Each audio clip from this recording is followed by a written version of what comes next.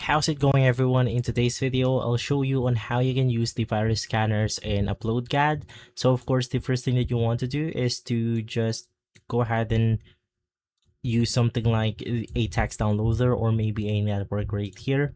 And then it's as easy as connecting the actual nodes. Now I haven't actually unlocked the virus scanner yet, but it goes something like this where you just have to connect the node onto the virus scanner.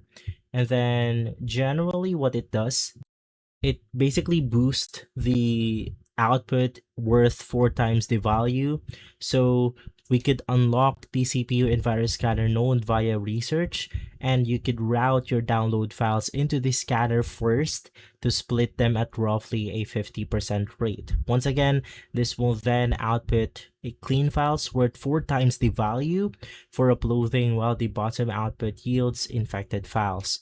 So it's going to be a little bit expensive, but generally it will just go ahead and pay for itself after unlocking it. So it's ideal to go ahead and put virus scanner. Once again, you could just go ahead and make sure that you put your downloaded files onto the virus scanner first before sending it to another basically node. And so guys, if this video has been helpful, leave a like, subscribe, and follow us for more videos like this. Thanks for watching.